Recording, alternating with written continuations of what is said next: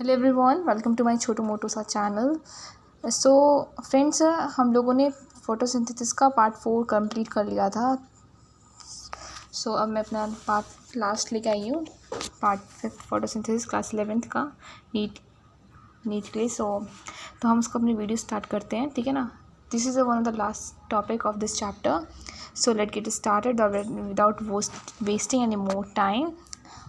So this is one of the last topic है, last है but not least. सो इसे हमें अच्छे से पढ़ना है, बहुत डीपली क्वेश्चंस आ सकते हैं इसके लास्ट वाले टॉपिक में, जो कि फैक्टर अफेक्टिंग फोटोसिंथेसिस है, ठीक है ना। फैक्टर अफेक्टिंग फोटोसिंथेसिस है, उसमें से क्वेश्चंस आ सकते हैं, बहुत अच्छे अच्छे क्वेश्चन तो बनते हैं, तो हम उसे करते हैं। और एक हमारा फोटो रेस्पिरेशन रह रहा था, वो भी अच्छा टॉपिक है, और उसमें भी एक दो क्वेश्चन अभी नीट में फ़िलहाल आए हुए थे। 2020 में या 21 में से क्वेश्चन आए हैं रिलेशन में, ठीक है। तो हम वो टॉपिक पढ़ते हैं। सो get started with the topic of photo respiration. Okay, तो फोटो रेस्पिरेशन क्या है ना कि एक वो प्रोसेस है जो प्लांट करना नहीं चाहता है, बट ऑक्सीजन के अमाउंट ज़्यादा हो जाने की वजह से उसे ये करना पड़ता है, वो रेस्पिरेशन करना पड़ता है। कार्बन डाइऑक्साइड को इनटेक करता है, O2 निकालता है। प्लांट करना नहीं चाहता है, बट ऑक्सीजन की प्रेजेंस में एरोबिक को जो एक्ट एज ऑक्सीजनेज की तरह काम करने लगता है, तो हमें वो जो है करने लगता है, तो ये प्लांट को करना पड़ता है फोटो रेस्पिरेशन, मगर वो करना नहीं चाहता है। और ये यूजुअली C3 प्लांट्स जो हैं उनके साथ ही होगा, अगर ऑक्सीजन का कॉन्सेंट्रेशन ज़्यादा हो गया प्लांट में, तो rubisco enzyme as a oxygenase की तरह एक्ट करने लगेगा instead of a carboxylase. So photorespiration समझ गए होंगे कि लाइट के प्रेजेंस में फोटो रेस्पिरेशन, आप समझ गए होंगे फोटो रेस्पिरेशन। सो रेस्पिरेशन का मतलब यहाँ पे रेस्पायर कर रहा है, वो O2 को लेता है और CO2 को रिलीज़ करता है। मतलब ये कहीं ना कहीं हमारे लिए बेनिफिशियल नहीं है ना कि O2 को अगर वो O2 को रिलीज़ करता तो हमारे बेनिफिशियल था, तो हमारे रेस्पिरेशन बाद ब्रीथिंग में काम आता, बट वो O2 ही ले रहा है। सो ये प्रोसेस प्लांट करना नहीं चाहता था, बट ऑक्सीजन की अमाउंट ज़्यादा हो जाने की वजह से ये करता है ऐसा, ठीक है। सो जो है ये इसका जो है लोकेशन कहाँ है, क्लोरोप्लास्ट, रुकिए 2 मिनट, ये तो जूम नहीं कर, इसका जो लोकेशन है होता तो क्लोरोफिल के अंदर ही है। तो पहला इसका जो लोकेशन है that is on a chloroplast, फिर पेरियोक्सोम, फिर माइटोकॉन्ड्रिया। जैसे हम ये बोल सकते हैं क्लोरोप्लास्ट, पेरियोक्सोम, माइटोकॉन्ड्रिया, इसे हम याद करने के लिए बोल सकते हैं, जैसे बच्चों ने मैथ्स ली होती है ना PCMB, तो PCM ये मैथ्स वालों के लिए, जैसे मैथ्स वाले जो इंजीनियरिंग वाले स्ट्रीम होते हैं, तो PCM chloroplast, peroxisome, mitochondria, chloroplast, peroxisome, mitochondria. तो क्लोरोप्लास्ट में तो आपको पता है कि यहाँ पे रुबिस्को का प्रेजेंस होगा, और पेरियोक्सोम जो है ना, यहाँ पे H2O2 हाइड्रोजन पेरोक्साइड जो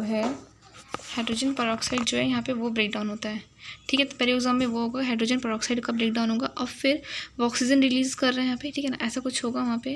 और माइटोकॉन्ड्रिया में एनर्जी रिलीज़ हो रही है। मतलब ये तीन ऐसे ऑर्गेनल्स है जहाँ ये इनका सीक्वेंस है, पहले क्लोरोप्लास्ट, फिर पेरियोक्सोम, फिर माइटोकॉन्ड्रिया, इनका सीक्वेंस है। इसी के सीक्वेंस में ये फोटो रेस्पिरेशन आगे करता चला जाएगा फर्दर ऑन, ठीक है। तो फोटो रेस्पिरेशन क्या है कि RU में जैसा होता है कि रुबिस्को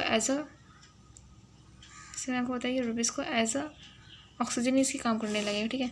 ऑक्सीजन की प्रेजेंस ज़्यादा हो जाएगी, ये नहीं कि ऑक्सीजन की प्रेजेंस ज़्यादा हो गई तो कार्बन डाइऑक्साइड कम हो जाएगा, कार्बन डाइऑक्साइड की कॉन्सेंट्रेशन रहेगी, बट ऑक्सीजनेज की तरह काम कर रहा है वो चाहेगा कि मेरे पास ऑक्सीजन वाले रिसेप्टर्स हैं वो ज़्यादा आए, कार्बन डाइऑक्साइड होगा। तो यहाँ पे RUBP जो है कार्बन डाइऑक्साइड के साथ ऐड होगा उसके एक्टिव साइट्स में, कार्बन डाइऑक्साइड। और RUBP is a primary acceptor बोल सकते हैं। रुबिस्को के एंजाइम में यहाँ पे 2 मॉलिक्यूल ऑफ 3 फॉस्फोग्लिसरिक एसिड बना देगा। यहाँ पे तो ये लिखा है सिंपल इक्वेशन, बट आगे हम फर्दर पढ़ेंगे तो इसका अलग ही होता है, ठीक है ना। तो RUBP जो है ऑक्सीजन की प्रेजेंस में, कार्बन डाइऑक्साइड की प्रेजेंस में 2 मोल ऑफ 3 फॉस्फोग्लिसरॉल्डिहाइड बना देगा। अब पढ़ते हैं यहाँ पे NCERT। Let us try to understand one of the more process that creates an important difference between C3 and C plants. Okay, क्योंकि C3 प्लांट्स में होगा, C4 प्लांट्स में ये नहीं है।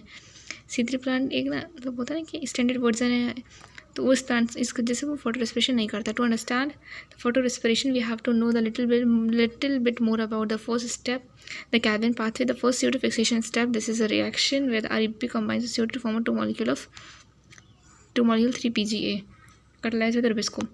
ये तब होता है जब कैल्विन साइकिल का प्रोसेस हो रहा है, RUBP कार्बन डाइऑक्साइड लिया, रुबिस्को का फॉर्मेशन किया, 2 मोल ऑफ 3PGA।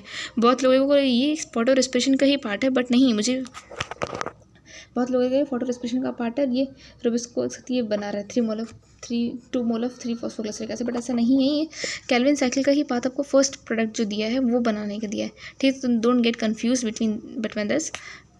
सो आगे पढ़ते हैं, फर्दर पैराग्राफ पढ़ते हैं, ठीक है। तो पहले ये मुझे भी डाउट लग रहा था, बट ऐसा कुछ नहीं है। वो C3 पाथवे का ही ये जो बॉक्स है येलो लाइन में दिया C3 का ही है। Rubisco that is the most abundant enzyme in the world obvious, क्योंकि डू यू वंडर वाई, जैसे क्योंकि ऑक्सीजनेस एंड कार्बन डाइऑक्साइड दोनों ही तरह काम कर रहा है। That is correct by fact that it's active site can bind with both O2 and CO2 has a name, ठीक है। रुबिस्को इसलिए दिया है। सी यहाँ पे रिप्रेजेंट, रुबिस्को में कैपिटल से यहाँ पे रिप्रेजेंट कर रहा है कार्बन डाइऑक्साइड एंड ऑक्सीजन कर रहा है ऑक्सीजन को, ठीक है। O कर रहा है ऑक्सीजन को। तो Rubisco has a much greater affinity for CO2 when CO2 concentration is nearly equal than for O2. Imagine what would happen if they were. So this binding is competitive. It is a relative concentration of O2.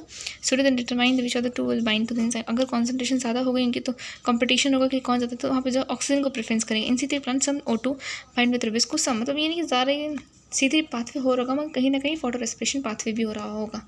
And hence CO2 fixation decrease, CO2 fixation decrease हो जाएगा, मतलब कहीं ना कहीं उनकी जो yield है, उनका जो प्रोडक्शन है, ग्लूकोज फॉर्मेशन करेंगे वो कम हो जाएगा। और O2 रुबिस्को के साथ ऐड करके एक अनयूजुअल अनरेलेवेंट प्रोडक्ट बनाएगा which is not important for us. और instead of being converted 2 molecule of PGA been binds O2 to 1 molecule, instead of this ये इसका फॉर्मेशन होगा 1 molecule of phosphoglycerate and phosphoglycolate. Phosphoglycolate is a 2 carbon molecule and phosphoglycerate is a 3 carbon molecule. यहाँ पे जो Rubisco है 5 enzyme 5 carbon of molecule है, और यहाँ पे ऑक्सीजन कर रहा है, कार्बन डाइऑक्साइड का फिक्सेशन नहीं हुआ है। सो यहाँ पे प्रोडक्ट भी में 5 कार्बन ऑफ मिलेगा। तो 3 कार्बन जो है phosphoglycerate and phosphoglycolate 2 carbon compound in a pathway photo respiration. In the photorespiratory pathway there is neither synthesis of sugar nor ATP, मतलब यहाँ पे ना शुगर का सिंथेसिस हो रहा है ना ATP का सिंथेसिस हो रहा है, ठीक है। ऊपर से ये ऑक्सीजन को यूज़ कर रहा है ना, तो ये हमारे लिए बिल्कुल भी मतलब बेनिफिशियल नहीं है। Rather it result in release of CO2, और रिजल्ट करेगा CO2 को decarboxylation हो रहा है with the utilization of ATP. The photorespiration pathway there is no synthesis of ATP or NADP. The biological function of photorespiration is not known yet. In C4 plant, photorespiration does not occur. This is because the have mechanism that increases the concentration of CO2 at the enzyme site. This takes place when the C4 acid from the mesophyll cell is broken down into bundle sheath cell to release CO2. So continue करते हैं। C4 acid, this take place, C4 plants photorespiration does not occur. This is because the mechanism to increase the concentration of CO2. इनके पास एक mechanism है जो CO2 concentration को high कर देगा इनके bundle sheath cell में, ठीक है, इनके bundle at the enzyme site, ठीक है। This take place when C4 acid from mesophyll cell is broken down into bundle sheath cells to release CO2.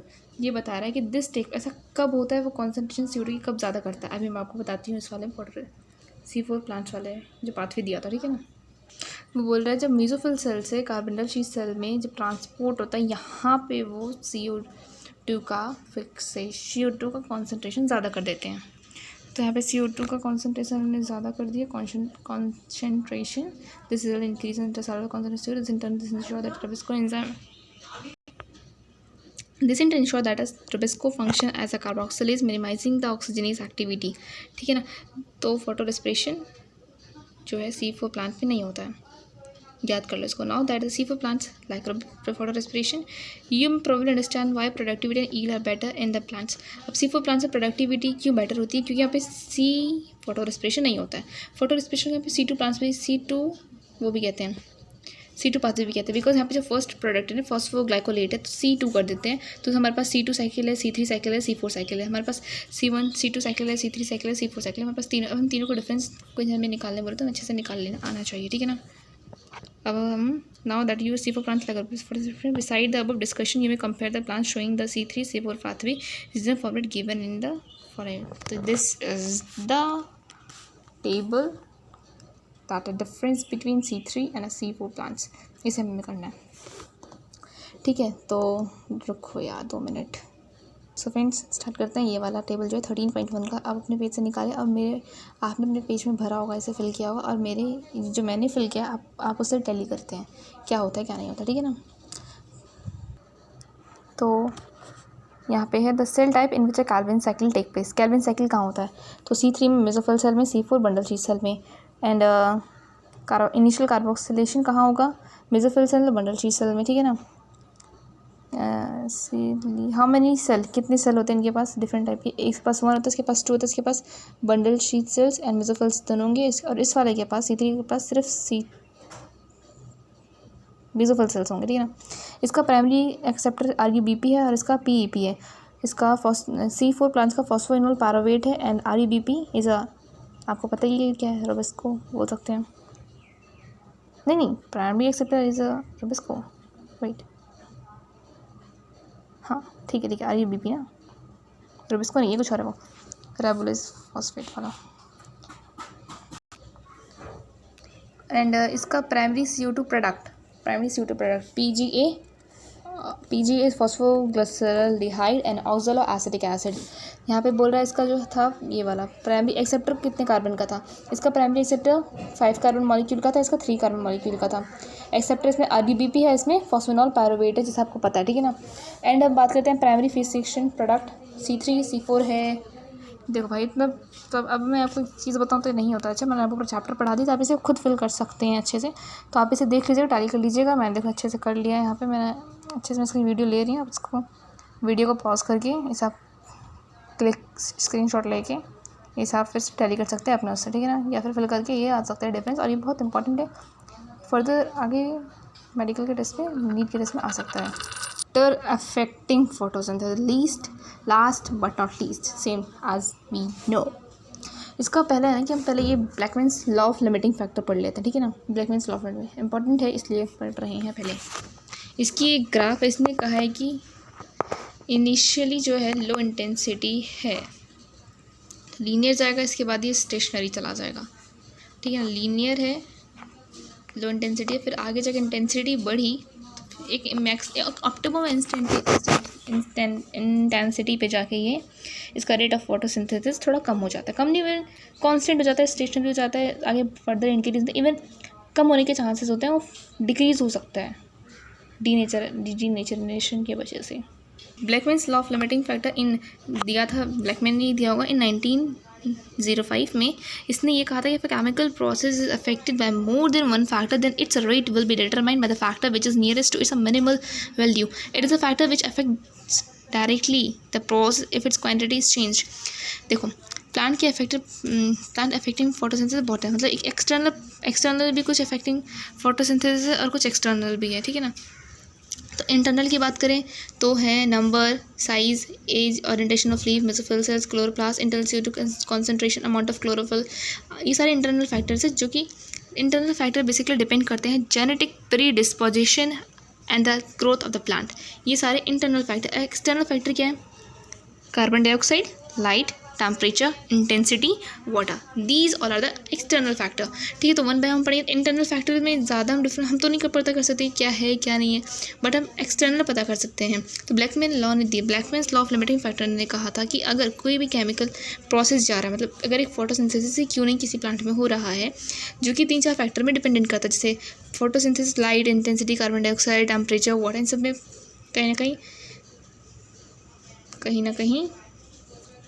कहीं ना कहीं डिपेंड है। सो उसका रेट जो है, उसकी क्या रेट है उसके उस केमिकल रिएक्शन की, उस प्रोसेस की, तो हम उससे डिपेंड करेंगे, जो कि जिसकी वैल्यू सबसे कम है उस प्रोसेस में। अगर ये 4-5 फैक्टर है, अगर टेम्परेचर का सबसे कम है, बाकी कॉन्सेंट्रेशन CO2 का ज़्यादा है, ठीक है, लाइट इंटेंसिटी ज़्यादा है, वाटर ज़्यादा है, तो ठीक है, उस पर तो चल जाता है, मतलब ठीक है। अगर टेम्परेचर कम है तो इसका रेट ऑफ फोटोसिंथेसिस कम हो जाएगा, वो रेट कम हो जाएगा, उसकी प्रोसेस जो है कम हो जाएगी, तो उसकी वैल्यू अगर उसकी प्रोसेस और जो उसकी कॉन्सेंट्रेशन कम है, अगर उसकी प्रोसेस हम कम बढ़ाएं या कम करें, तो वो डायरेक्टली अफेक्ट करता है हमारे प्रोसेस को। लाइक इन दैट केस हमारा फोटोसिंथेसिस इज़ अ प्रोसेस, ठीक है ना। लाइट इंटेंसिटी क्या है कि लाइट इंटेंसिटी जो है लाइट इंटेंसिटी पे कर रहा है, लाइट क्वालिटी क्या है, ड्यूरेशन ऑफ एक्सपोजर क्या है लाइट का, उस पर डिपेंड करता है, ठीक है ना। और जो है लाइट सैचुरेशन जो प्लांट के पास होगा 10% ऑफ द फुल सनलाइट का 10% होगा, या जनरल क्वेश्चन इकोलॉजी वगैरह में आता है, क्लास 12th में वो पढ़ेंगे, ठीक है ना। अगर लाइट इससे ज़्यादा हो गई, ठीक है, light beyond the point of cause break down chloroplast chlorophyll and decrease in photosynthesis, carbon dioxide